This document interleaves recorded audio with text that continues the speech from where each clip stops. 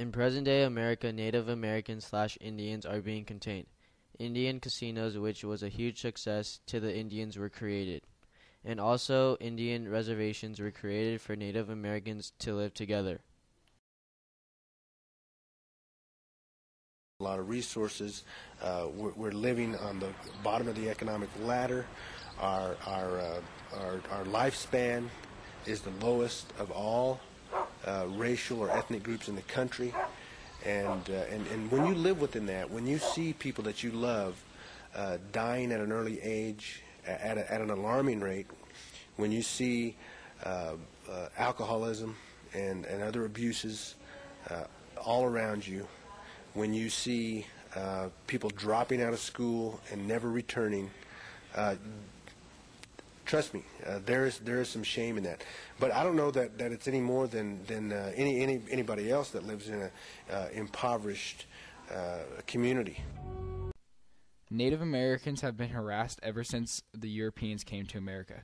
Columbus treated the Native Americans very poorly. He kicked them off their land and sent them and used them as slaves. That is why Columbus Day isn't very popular in America anymore. Native Americans once controlled America until the Caucasian race started to take over the land. Indians started to lose land more and more as time went on. On May 28, 1830, President Andrew Jackson signed the Indian Removal Act, which forced thousands of Cherokee Indians off the eastern part of the United States into the Western Territory. Many Indians were killed in this action. The Trail of Tears was named after the long walk of Indians who died on the way to the Western Territory. This is where Indian reservations were created, so Native Americans could live together.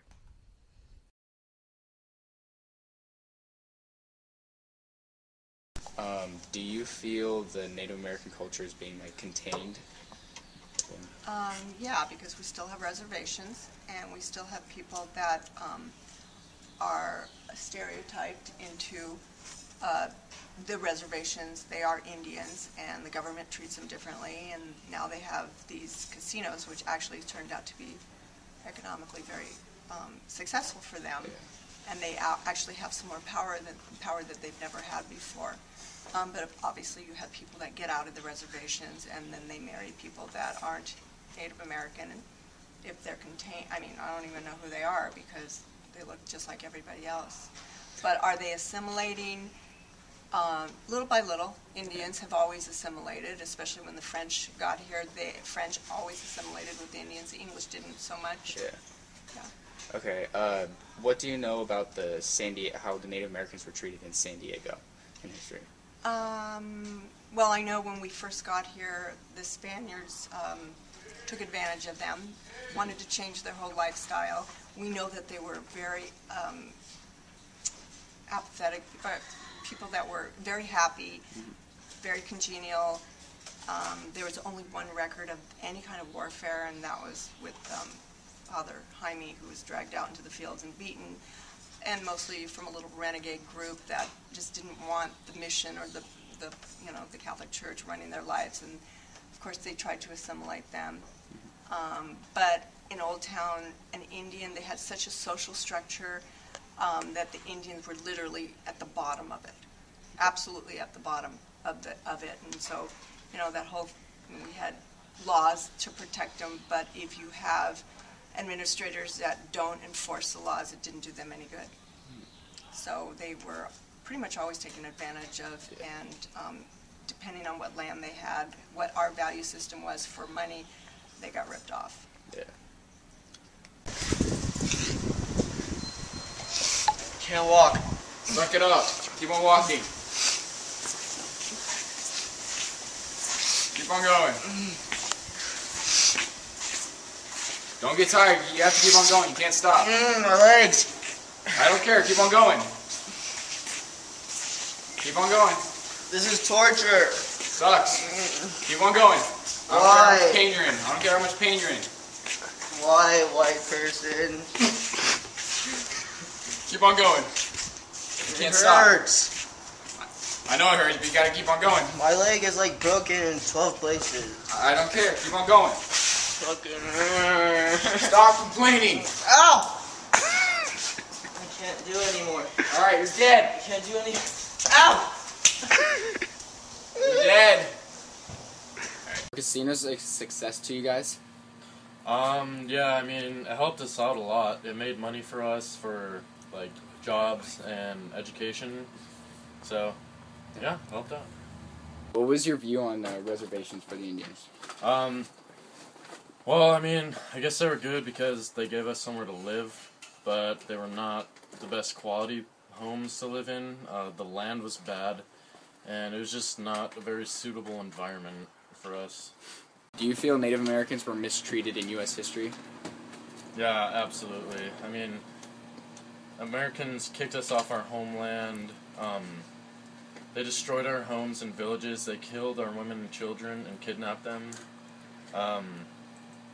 Yeah, it's just, like, it's annoying when people complain about foreigners coming into our country today because 400 years ago, that was us getting invaded. So, yeah. Wait, can I sing an Indian song for you guys quick? Ready? Hi, baby, baby. And their hair was cut, and they came out of that school not knowing who they were. They weren't white, they weren't Indian, they're not supposed to be Indian. They passed this on to the next generation who then in turn passed it on to the next generation after that. So now we have children who don't know who they are. Finally, some believe there is shame because of the way Indians used to be portrayed in movies and in television as warlike savages. We carry a shame or a guilt with us unknowingly because of the way that we have been portrayed, by the way some people have looked down on us or treated us. The only Indian that don't lie is a dead one. Dirty, mean, ignorant, slinking, red-skinned skunks. Sneaking Indian swine. Because of the shame, there is a lot of focus on reservations to make Indians more proud of their heritage. That's one of the big movements in Indian country. A lot of programs, a lot of adults are really striving to make sure that Native kids aren't, first of all, aren't ashamed of who they are.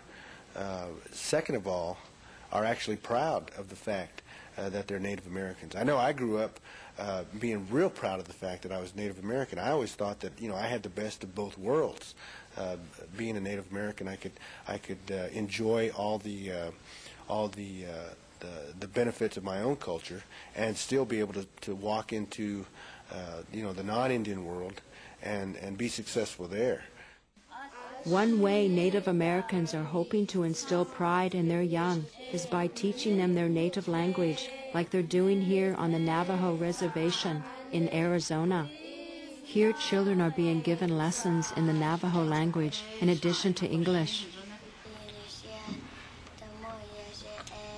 In the past, many Navajo were brought up believing that there was something wrong with speaking their own language. Today, they are learning that their language is something that they should take pride in. At Spirit of the Forest on Cass Lake Reservation in Minnesota, local craftspeople and artisans are brought in to introduce Native children to some of the customs, crafts, and traditions of their ancestors.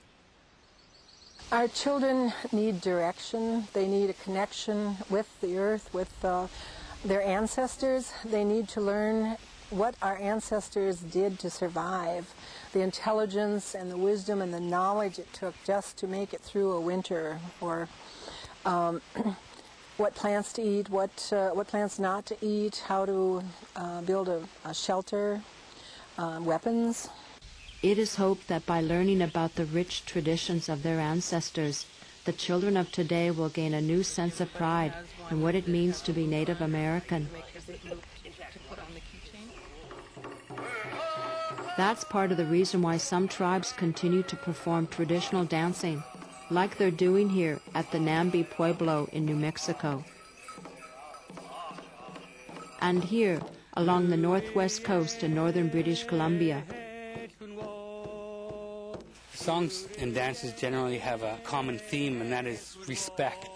Respect for the land we live on, respect for the animals who live with us, respect for one another, and most importantly, respect for ourselves. So this is why I think it's important. It also gives us a sense of self-esteem, a high self-esteem, because we know who we are, we know where we're coming from, and from that point we know where we're